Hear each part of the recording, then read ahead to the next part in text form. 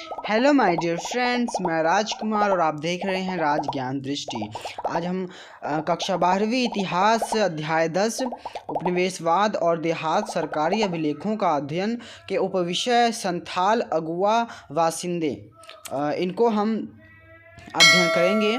और इसमें हम पढ़ेंगे कि सन 1810 के अंत में बुकानन ने कह गंजूरिया पहाड़ जो कि राजमहल श्रृंखलाओं का एक भाग था को पार किया और आगे के चट्टानी प्रदेश के बीच से निकलकर वह एक गांव में पहुंच गया। वैसे तो यह एक पुराना गांव था, वह उसके आसपास की ज़मीन खेती करने के लिए अभी साफ की गई थी। वहां के भूदृश्य को देखकर उसे पता चला कि मानव श्रम के समुचित प्रयोग से उस क्षेत्र की तो काया पलट ही कर दी गई। और उसने लिखा, गंजूरिया में अभी अभी काफ़ी जुताई की गई है, जिससे यह पता चलता है कि इसे कितने शानदार इलाकों में बदला जा सकता है। अब जो इलाके अंग्रेज़ों को बीहड़ और जंगली लोगों का निवास क्षेत्र लगते थे, अब उनमें क्या हुआ, संथालों की मदद से क्या हुआ, उनको साफ़ कर दिया गया, उनको खेती और उर्वरक ज़मीनों में बदल दिया गया। तो अब जो बुकानन है उन जगहों पर जाता है गुंजूरिया के इलाकों में, तो कहता है कि इस क्षेत्रों की तो काया पलट ही हो गई है। और उसने गंजूरिया में अभी अभी क्या है, जुताई की गई है और इस इलाके का जो दृश्य है अब एक शानदार इलाके में बदल गया है, उसको बताता है अपने स्रोत उद्धरण में। तो वो लिखता है कि मैं सोचता हूँ कि इसकी सुंदरता और समृद्धि विश्व के किसी भी क्षेत्र जैसी विकसित की जा सकती है। अब वो कहता है कि जो ऐसी अगर जो मेहनत और मानव श्रम अगर मिले तो विश्व के किसी भी क्षेत्र को ऐसी सुंदर दृश्यों में बदला जा सकता है। और यहाँ की ज़मीन अलबत्ता चट्टानी है, और वह कहता है यहाँ तो फिर भी जो चट्टानी ज़मीनें हैं, पथरीली ज़मीन है, लेकिन बहुत ही ज़्यादा बढ़िया है। अब कह रहा है ऐसी ज़मीन को भी इतना ज़्यादा बढ़िया बना दिया गया, कृषि क्षेत्र के लिए बना दिया गया, तो अन्य किसी भी क्षेत्र को भी बनाया जा सकता है। तो बुकानन ने उतनी बढ़िया तंबाकू और सरसों और कहीं नहीं देखी। अब जो इस क्षेत्र में जितनी बढ़िया तंबाकू और सरसों उगाई जाती है, ऐसी तंबाकू और सरसों उसने कहीं नहीं देखी। और पूछने पर उसे पता चला कि वहाँ संथालों ने कृषि क्षेत्र की सीमाएं काफ़ी बढ़ा ली थीं। अब वो कहता है कि जो वहाँ के जो किसान हैं वहाँ पर उन संथाल हैं, वहाँ उन्होंने क्या है, कृषि क्षेत्र की जो सीमाएं हैं उसको और बढ़ा ली थी। और वे इस इलाकों में क्या है 1800 के आसपास आए थे, और उन्होंने वहाँ रहने वाले पहाड़ी लोगों को नीचे ढालों पर क्या है भगा दिया और जंगलों का सफाया किया और वहाँ फिर बस गए। तो उन्होंने कहा कि 1800 के आसपास क्या है, यह जो संथाल लोग हैं वहाँ आए और उन्होंने जो वहाँ के पहाड़ी निवासी थे उनको भगा दिया और वहाँ पर खुद बस गए। तो यहाँ पर चित्र 10.10 का एक के बारे में हमें दिखाता हुआ यह चित्र जो 10.10 है, यहाँ पर किस तरह से जो ये बसे हुए संथाल लोग हैं इनको दिखाया जा रहा है। इनकी झोपड़ियाँ हैं, जो इनकी बस्तियाँ बसी हुई हैं, उसको दिखाया जा रहा है। तो इसके बारे में है कि संथाल प्रदेश में स्थित एक पहाड़ी ग्राम, तो जो संथाल एरिया इलाका था उसमें बड़ा बसा हुआ एक पहाड़ी गाँव, और उसको दिखाता है कि 23 फरवरी क्या है 1856 के लंदन न्यूज़ में प्रकाशित चित्र। यह जो चित्र है उसको क्या है 23 फरवरी 1856 जो लंदन न्यूज़ है उसमें प्रकाशित छपा गया था। और राजमहल की निचली जो पहाड़ियों में स्थित गांव का यह दृश्य 1850 के दशक के प्रारंभ में वाल्डुनटेरविल द्वारा क्या है चित्रित किया गया था। यह जो चित्र दर्शाया गया है जिसको 1856 में 23 फरवरी को लंदन न्यूज़ में प्रकाशित किया गया था, यह चित्र 1850 में वाल्टर सेडरविल द्वारा क्या है बनाया गया था। यह है कि गांव शांतिपूर्ण, नीरव व रमणीय प्रतीत होता है और बाहरी दुनिया का एक इस पर क्या है कोई असर हुआ प्रतीत नहीं नज़र आता है।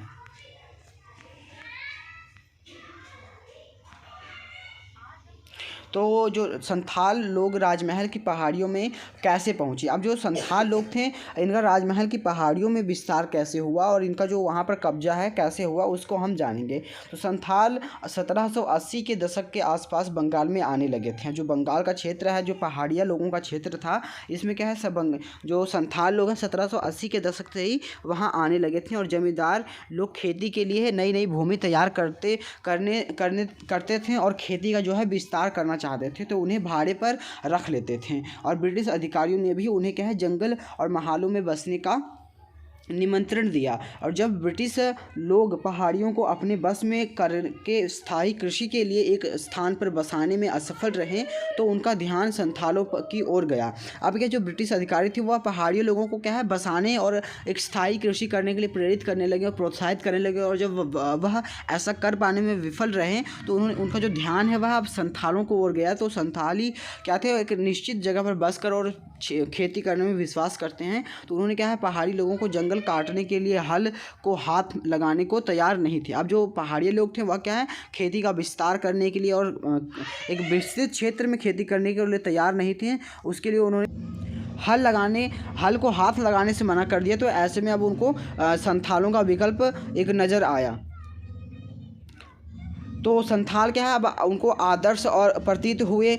अब क्योंकि उन्हें जंगलों का सफाया करने में कोई हिचकिचाहट नहीं थी, कोई हिचक नहीं थी, तो और वह भूमि को पूरी ताकत से लगाकर जोतते थे। तो संथालों को ज़मीनें देकर राजमहल की तलहटी में बसने के लिए क्या है तैयार कर लिया गया। और 1832 तक ज़मीनों के एक काफ़ी बड़े इलाके को दामिन एकोह यानी कि पहाड़ का जो आंचल है उसके रूप में क्या है सीमांकित कर दिया गया। और इसे क्या है संथालों की भूमि घोषित कर दी गई। अब इस क्षेत्र को क्या है संथालों की ही भूमि घोषित कर दी गई और उन्हें इस इलाकों के भीतर ही रहना था और हल चलाकर क्या है खेती करनी थी और स्थानीय किसान बनना था। और जो संथाल हैं संथालों को दी गई जाने वाली जो भूमि के अनुदान पत्र में क्या यह शर्त थी कि उनको दी गई भूमि के कम से कम 10वें भाग को साफ करके पहले 10 वर्षों के भीतर जोतना था। अब जो संथालों को दी गई भूमि थी जो दामिन एको था उसका कम से कम 10% जो है 10वां हिस्सा जो है उनको 10 वर्षों में जोतना था और कृषि योग्य बनाना था। तो इस पूरे क्षेत्र का जो सर्वेक्षण करके उसका नक्शा तैयार किया गया था और इसके चारों ओर क्या है खंभे गाड़ कर क्या है इसकी परिसीमा जो सीमा है वो निर्धारित कर दी गई थी कि जो क्षेत्र है संथाल का जो संथाल भूमि है वह कहाँ तक है। और इसे क्या है मैदानी इलाकों के स्थायी किसानों की दुनिया से क्या है और पहाड़ी लोगों की जो पहाड़ियों से अलग कर दिया गया था। और दामिन एकोह के सीमांकन के बाद संथालों की बस्तियां बड़ी तेज़ी से क्या है बढ़ी और संथालों के गांवों की संख्या 2 जो कि अब जो इस तरह के दामिन एकोह संथालों का क्षेत्र संथाल परगना जो है निश्चित कर दिया गया। तो उसमें क्या है अब उनकी जो आबादी है और जो कृषि क्षेत्र है उसमें तेज़ी से वृद्धि और विकास होने लगा। तो अब यहाँ पर दिखाया गया कि जो गांव की जो संख्या थी 1838 में कितनी थी 40 थी। संथाल गाँवों की संख्या थी 1838 में 40 थी जो बढ़कर क्या है इतनी तेज़ी से बढ़ी कि 1851 में क्या हुआ 1473 तक पहुंच गई थी। और इसी अवधि में क्या हुआ इसी समय में संथालों की जो जनसंख्या थी उसमें कितनी वृद्धि दर्ज हुई। तो जो वृद्धि उस समय 3000 थी वह बढ़कर कितनी 82,000 से भी क्या है अधिक हो गई थी। अब जैसे जैसे खेती का विस्तार होता गया वैसे वैसे कंपनी की जो तिजोरियां हैं उसमें राजस्व राशि में वृद्धि होती चली गई यानी कंपनी को अधिक मुनाफा होने लगा। अब जैसे जैसे कृषि क्षेत्र में विस्तार हो रहा था।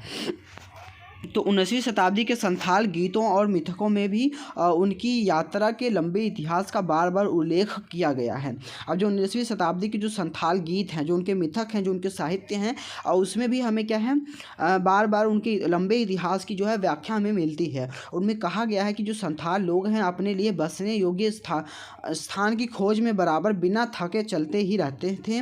और अभी यह दामिन एकोह में आकर मानो उनकी इस यात्रा को पूर्ण विराम लग गया हो। अब जो दामिन एकोह का इलाका उन्हें बसने और रहने और उस क्षेत्र को कृषि भूमि में बदलने के लिए दिया गया था। तो उनका जो जीवन चक्र था और उनके गीतों से हमें पता लगता है कि वह इस तरह से कृषि क्षेत्र और रहने के क्षेत्र को खोज की में हमेशा रहते थे। तो उनको मानो कि जो दामिन एकोह एक निश्चित इलाका दे दिया गया था तो उस इलाकों में मानो उनको इस यात्रा थी उनकी जो खोज की यात्रा थी अपने रहने की ज़मीन की उसको अब क्या है पूर्ण विराम लग गया था। जब संथाल राजमहल की पहाड़ियों पर बसे तो पहले पहाड़ियाँ लोगों ने इसका प्रतिरोध किया, उन्होंने इसका विरोध किया। पर क्या है अंतः गोतवा बाद में वे इन पहाड़ियों में भीतर की ओर और आगे अंदर चले गए जाने के लिए मजबूर हो गए। तो उन्हें निचली पहाड़ियाँ तथा घाटियों में क्या है नीचे की ओर आने से रोक दिया गया और ऊपरी पहाड़ियों के चट्टानी और अधिक बंजर इलाकों पर तथा भीतर शुष्क भागों तक सीमित कर दिया गया। और इससे क्या हुआ कि उनके रहन सहन तथा खान पान और जीवन पर बुरा प्रभाव पड़ा और आगे चलकर वे गरीब हो गए। अब उनको एक जो पहाड़िया लोग थे, वहाँ के मूल बासिंदे थे, उनको एक ऐसी जगह ऐसी ज़मीनों पर जाना पड़ा जो कि बंजर थी, जो कि शुष्क थी। वहाँ पर उत्पादकता उनको अधिक नहीं थी और उनको क्या है जीवन यापन करने की जो सामग्री थी वह उपलब्ध नहीं हो सकती थी। तो उससे क्या हुआ, उनकी जो गरीबी है और बढ़ती चली गई, उनकी जो गरीबी की हालत है वह बद से बदतर होती चली गई। तो झूम खेती और नई से नई ज़मीनों जोतने और भूमि की प्राकृतिक उर्वरकता का उपयोग करने की जो क्षमता पर निर्भर रहती है। और अब क्या है, सर्वाधिक उर्वरक ज़मीनें उनके लिए दुर्लभ हो गई थी। अब जो भूमि एक उर्वरक भूमि प्राप्त करना उनके लिए क्या है मुश्किल हो गया था और उनको एक बंजर इलाकों में सीमित कर दिया गया था। अब क्योंकि जो दामिन ए को का जो इलाका था का हिस्सा अब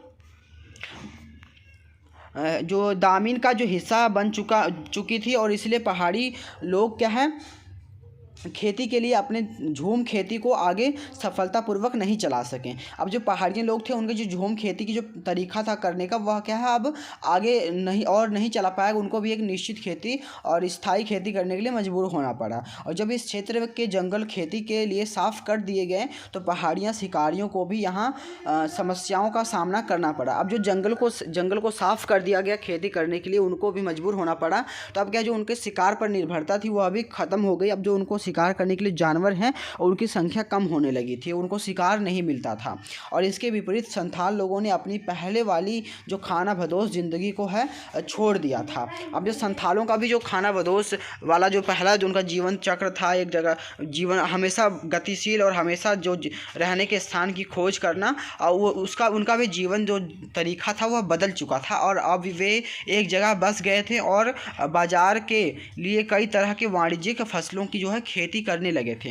अब वह भी क्या है बाज़ार में हिस्सा लेने लगे थे। बाज़ार में जो व्यापारिक फसलें हैं वह भी खेती उनकी करने लगे थे और व्यापारियों तथा साहूकारों के साथ लेन देन करने लगे थे। जो व्यापारी है साहूकार है उनसे उनका लेन देन बढ़ गया था, बाजारूपन उनका बढ़ गया था। किंतु संथालों ने भी अब क्या जल्दी यह समझ लिया कि उन्होंने जिस भूमि पर खेती करनी शुरू की थी वह उनके हाथों से निकलती जा रही है। अब संथालों को भी अपनी भूमि खोने का डर होने लगा था, क्योंकि उनकी जो उनको एक जगह से सीमित कर दिया गया और उनकी आबादी में तेज़ी से वृद्धि हो रही थी। तो उनको अपनी ज़मीनें कम लगने लगी और उनको अपनी ज़मीनों पर क्या है कब्जा होने का जो डर है वो बढ़ने लगा था। तो संथालों ने जिस ज़मीन को साफ करके खेती शुरू की थी उस पर सरकार अब राज्य क्या जो भारी टैक्स लगा रही थी, भारी कर लगा रही थी। और साहूकार यानी डीकू जो लोग थे बहुत ऊँची दर पर ब्याज लगा रहे थे। अब जदोकियों का ब्याज और सरकार का जो टैक्स है उनकी ही ज़मीन पर अब वह बढ़ता जा रहा था। अब उनके जो अदा न किए जाने की सूरत में क्या ज़मीनों पर कब्जा कर रहे थे। और जमींदार लोग क्या दामिन के इलाके पर क्या अपना दावा कर रहे थे। अब जो ज़मींदार हैं उन्होंने किराए पर रख कर इन संथालों को उस ज़मीनों को साफ़ करवाया था। तो इससे क्या है ज़मींदार भी उन इलाकों पर अपना नियंत्रण का दावा करने लगे थे। तो 1850 के दशक तक संथाल लोग यह महसूस करने लगे कि अपने लिए एक आदर्श संसार का निर्माण करने के लिए जहां उनका अपना शासन हो और ज़मींदारों और साहूकारों और औपनिवेशिक राज के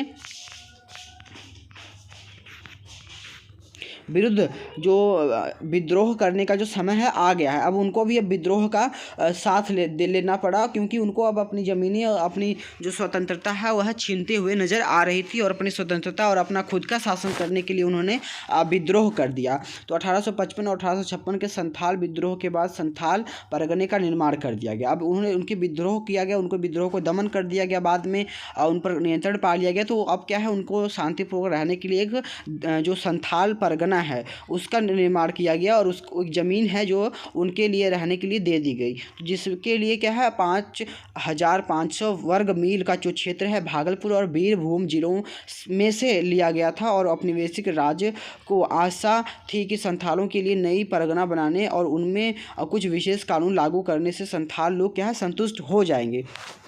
तो उनको एक तरह से संतुष्ट करने के लिए उन्होंने 5500 वर्ग मील का जो क्षेत्र है भागलपुर और बीरभूमि की जिलों से निकालकर उनके बीच के क्षेत्र का उनको दे दिया रहने के लिए। तो यहाँ पर चित्र दिया गया है 10.11, जो कि सिद्धू मांझी जो संथाल विद्रोह का जो नेता थे उसको उनकी तस्वीर यहाँ पर दिखाई दे रही है। यहाँ पर जो संथाल का विद्रोह और विद्रोही जो समय था और लड़ते हुए अंग्रेजी सिपाहियों से दिखाया गया है। और इस चित्र को क्या है 10.12 में दिखाया गया और संथाल ब्रिटिश राज के सिपाहियों से युद्ध करते हुए 23 फरवरी 1856 के इलस्ट्रेट लंदन न्यूज़ में प्रकाशित चित्र। इस विद्रोह ने संथालों के प्रति ब्रिटिश धारणा को बदल दिया। अब जो गांव पहले नीरव एवं शांत दिखाई देते थे, अब चित्र 10.10 अब निशंस एवं बर्बरतापूर्ण कृतियों के स्थान बन गए थे। अब क्या है, यह जो तस्वीर है यह क्या 23 फरवरी 1856 को इलस्ट्रेट लंदन न्यूज़, लंदन का एक न्यूज पत्र, न्यूज एजेंसी, उसमें प्रकाशित की गई थी। तो इसमें क्या है, जो ब्रिटिशर्स की धारणा थी उसको बदल दिया था इस चित्र ने। ब्रिटिशर्स को जो पहले जो संथाल लोग साम्य, सौम्य और एक आदर्श जीवन जीने वाले लोग नज़र आते थे, शांतिपूर्ण जीवन जो लोग आते थे, उनकी इस धारणा में अब परिवर्तन आ चुका था। अब उनको पता लग गया था कि जो संथाल हैं वह भी विद्रोह कर सकते हैं। अब हम यहाँ पर चित्र 10.13 की चर्चा करते हैं। यह संथालों के गांव जल रहे हैं। इसमें दिखाया गया है कि किस तरह के संथालों को गांवों को फूंक दिया गया, उसमें आग लगा दिया गया और उनकी झोपड़ियों को जला दिया गया। तो 23 फरवरी 1856 यह तस्वीर भी इलस्ट्रेट लंदन न्यूज़ में प्रकाशित चित्र से लिया गया है। और विद्रोह कुचल दिए जाने के बाद इलाकों की छानबीन की गई और संदिग्ध व्यक्तियों को पकड़ लिया गया और गाँवों को आग लगा दी गई और जलते हुए गांवों के चित्र ब्रिटेन में आम जनता को दिखाए गए और गर्वपूर्ण यह दर्शाने के लिए कि ब्रिटिश कितने शक्तिशाली और उनमें विद्रोह को कुचल डालने और औपनिवेशिक व्यवस्था को थोपने की कितनी अधिक योग्यता है। तो वहाँ के लोगों को यह बताने के लिए यह कि ब्रिटिशर्स की ताकत कितनी है, वह अपने औपनिवेशिक क्षेत्र में किसी भी तरह के विद्रोह को किस तरह से कुचल डालते हैं और किस तरह से विजय प्राप्त कर लेते हैं, उसको दिखाता हुआ यह चित्र और लोगों को गर्वान्वित करने के लिए छापा गया यह चित्र। यहाँ पर हमें इस चित्र को हम चर्चा करते हैं, चित्र 10.14। इसमें क्या संथाल कैदियों को जेल लेकर जाया जा रहा है। जो संथालों पर विजय प्राप्ति के बाद जो कैद किए गए जो सिपाही हैं उनको क्या है, जो लड़ाकू है, विद्रोही हैं, उनको जंजीरें में बांधकर उसको क्या है जेल लेकर जाया जा रहा है। यह न्यूज़ भी क्या है लंदन इलस्ट्रेट लंदन न्यूज़ में प्रकाशित 1856 में है। और ध्यान दीजिए कि ऐसे चित्र किस प्रकार के राजनीतिक संदेश देते हैं। अब यह चित्र एक राजनीतिक संदेश देते हैं कि जो ब्रिटिशर्स हैं वह कितने ताकतवर हैं, वह किसी भी तरह के विद्रोह को कुचलने की क्षमता रखते हैं, उनके खिलाफ जाने का जो है यही अंजाम होता है। तो इस तरह का कुछ संदेश देना चाहते हैं। और आप देख सकते हैं कि चित्र के बीच जो है ब्रिटिश अधिकारी विजय व गर्वित होकर किस शान से हाथी पर सवार है। तो वहाँ पर जो बीचों बीच पीछे हम देख सकते हैं कि एक ब्रिटिश अधिकारी है, हाथी पर सवार होकर क्या है जा रहा है और घोड़े पर बैठा हुआ एक अधिकारी क्या हुक्का गुड़गुड़ा रहा है। और यह तस्वीर यह दिखलाती है कि परेशानी का जो है समय अब ख़त्म हो चुका है, यानी विद्रोह को कुचल दिया गया है और विद्रोही जो हैं अब जंजीरों से बंधे जेल जा रहे हैं और कंपनी के सिपाही उन्हें चारों ओर से घेरे हुए हैं। और इस तरह की तस्वीर जिनमें ब्रिटिश हुकूमत को अजेय दर्शाया गया है और ब्रिटिश जनता को अपनी ताकत के बारे में आश्वस्त करने के लिए पर्याप्त थी। तो ब्रिटिश जनता को एक तरह से खुश करने के लिए और अब ब्रिटिशर्स की ताकत क्या है उसको दिखाने के लिए इस तरह का कुछ चित्र छापा गया और बनाया गया। तो अब हम यहाँ पर देखते हैं कि बुकानन विद्रोह के समय अब आ गया है और 1855 और 56 के संथालों का विद्रोह क्या है इसी परगने का निर्माण कर दिया गया। जो अब संथालों का जो विद्रोह हुआ उस पर नियंत्रण पा लिया गया। तो उसको एक क्या है संथालों को नियंत्रित करने के लिए और उनको शांति बनाए रखने के लिए उनको क्या है एक संथाल परगने के रूप में वह 5500 वर्ग मील की ज़मीन जो है दे दी गई भागलपुर और बीरभूम के ज़िलों के बीच में मिलाकर उनको रहने के लिए। तो अब हम यहाँ पर देखते हैं बुकानन का विवरण। यहाँ उससे पहले हम इस स्रोत 3 को पढ़ लेते हैं, संथालों के बारे में बुकानन के विचार क्या थे उसको। तो नई ज़मीनें साफ करने में वे बहुत होशियार होते हैं। अब संथालों के बारे में बुकानन कहता है कि जो नई ज़मीनें होती हैं उसको साफ़ करने में जो यह क्या है बहुत होशियार होते हैं, लेकिन नीचता से रहते हैं। वो कहते हैं कि लेकिन यह मतलब साफ़ सफाई से नहीं रहते हैं, मतलब थोड़े से गंदे मंदे बनकर रहते हैं। और उनकी झोपड़ियों में क्या है कोई बाढ़ नहीं होती। जो उनकी झोपड़ियाँ हैं उसके आसपास कोई बाड़ नहीं लगाई जाती है, वो खुली जंगल में ऐसी मैदानी क्षेत्रों खुले जंगल से जुड़ी होती हैं। और दीवारें सीधी खड़ी की गई छोटी छोटी सटी हुई लकड़ियों की बनी होती हैं। जो दीवारें हैं छोटी छोटी सटी हुई लकड़ियों से बनी होती हैं और जिन पर क्या है भीतर की ओर लेप प्लस्तर लगा होता है। जो कहते हैं भीतर से और मिट्टी से या लेप प्लस्तर को लगाकर उनको अंदर से समतल किया जाता है दीवारों को। और झोपड़ी जो इनकी झोपड़ियाँ हैं वो क्या है छोटी और मैली कुचैली होती हैं और उनकी जो छत है वह क्या है सपाट होती है, ना कि उभरदार। इनकी जो उभार है झोपड़ियों का वो कम होता है और ज़्यादा उनका जो उन झोपड़ियों में जो सपाट है वह ज़्यादा होता है। तो कुछ इस तरह के इनके जीवनचर्या और इनके रहन सहन को वर्णित करते हुए बुकानन के विचार हमें पता लगते हैं। और स्रोत 4 को पढ़ते हैं तो कठुआ के पास की चट्टानें। अब बुकानन के ही विवरण से लिया गया है यह स्रोत। इसमें बुकानन की जो पत्रिका है उसमें निम्नलिखित ऐसे प्रेक्षणों से भरी पड़ी हैं जो उनके बुकानन के सर्वेक्षण के द्वारा जो उसने अनुभव किया उस सब को उसने अपनी बुक में लिखा है। तो वहीं से लिया गया है चित्र। वह बताता है कि आगे लगभग 1 मील चलने के बाद मैं जो है चट्टानों के एक शिलाफलक पर आ गया। वह कहता है चट्टानों का एक जो शिला फलक है उस पर मैं आया और जिसका कोई एक छोटा दानेदार ग्रेनाइट है। वो कहता है एक ऐसा पत्थर है जो कि एक ग्रेनाइट से बना है और जिसमें क्या है लाल फेल्डरसार और क्वार्ट्ज और काला अबरक लगा है। और वहाँ से एक आधा मील से भी अधिक की दूरी पर मैं एक अन्य चट्टान पर आया। वहाँ क्या है स्तरहीन थी, वह क्या है स्तरहीन थी और उसमें क्या है बारीक दानों वाला ग्रेनाइट था जिसमें पीला सा फेल्डस्पार और सफ़ेद सा क्वार्ट्स और काला अभ्रक था। तो इस तरह से वो चट्टानों और खनिजों के नाम लेते हुए बता रहा है कि जो यह ज़मीन थी कितनी खनिजों से भरी हुई थी, इसमें कहाँ कितने कौन कौन से खनिज पाए जाते हैं, तो इसको यह बताता हुआ प्रतीत होता है। तो अब हम पढ़ते हैं बुकानन का विवरण 2.3। इसमें है कि हम बुकानन के विवरण को अपनी जानकारी का आधार मान रहे हैं। अब जो यह हमें सब जानकारियाँ मिल रही हैं, हम जो बुकानन का जो विवरण है उसको ही आधार मानकर उसको ही स्रोत मानकर चल रहे हैं। तो लेकिन क्या है उसकी जो रिपोर्टों को पढ़ते समय हमें यह नहीं भूलना चाहिए कि वह ब्रिटिश ईस्ट इंडिया कंपनी का एक कर्मचारी था। अब जो जिस भी तरीके का जो उसका वर्णन है बुकानन का जो उद्धरण है उसको हमें इस बात को ध्यान में रखते हुए समझना होगा कि वह एक ब्रिटिश ईस्ट इंडिया का अधिकारी था और वह ब्रिटिशर्स को खुश करने के लिए और अपने ब्रिटिश शासन को तारीफ़ करने के लिए और उसकी बड़ाइयाँ करने के लिए और उसको एक सकारात्मक रूप देने के लिए ही वह सभी बातें लिखेगा, ना कि उनकी बुराइयाँ करेगा। तो उसकी जो यात्राएं केवल भूदृश्यों के प्यार और अज्ञात की खोज से ही प्रेरित नहीं थी। वह नक्शा नवीसों सर्वेक्षण पालकी उठाने वालों और कुलियों आदि के बड़े दल के साथ सर्वत्र यात्रा करता था। अब वह अकेला नहीं रहता था जो यात्रा करके सर्वेक्षण करता था, बल्कि उसके साथ पूरी एक मंडली रहती थी। वह नक्शा बनाने वालों की और इंजीनियरों की, नवीशों की और जो उसकी पालकी ढोने वाले हैं और कुली हैं, उन सब का एक पूरा दल होता था। उसके साथ उसकी यात्रा है और होती थी। तो उसकी जो यात्राओं का जो खर्च है ईस्ट इंडिया कंपनी उठाती थी, है ना, क्योंकि वो ईस्ट इंडिया कंपनी के द्वारा ही नियुक्त किया गया अधिकारी था। तो उसके खर्चों को भी ईस्ट इंडिया कंपनी उठाती थी। अब क्योंकि उसे उन सूचनाओं की आवश्यकता थी, अब जो ब्रिटिश ईस्ट इंडिया कंपनी है उसको उन सूचनाओं की आवश्यकता थी जो बुकानन क्या है प्रत्याशित रूप से इकट्ठी करता था, प्रत्यक्ष रूप से जो है इकट्ठी करता था उन स्थलों पर जाकर। और बुकानन को यह साफ साफ क्या है हिदायत दी जाती थी कि उसे क्या देखना है और क्या खोजना और क्या लिखना है। तो वह जब भी अपने लोगों की फ़ौज के साथ किसी गांव में जाता तो उसे तत्काल सरकार के एक एजेंट के रूप में ही देखा जाता था।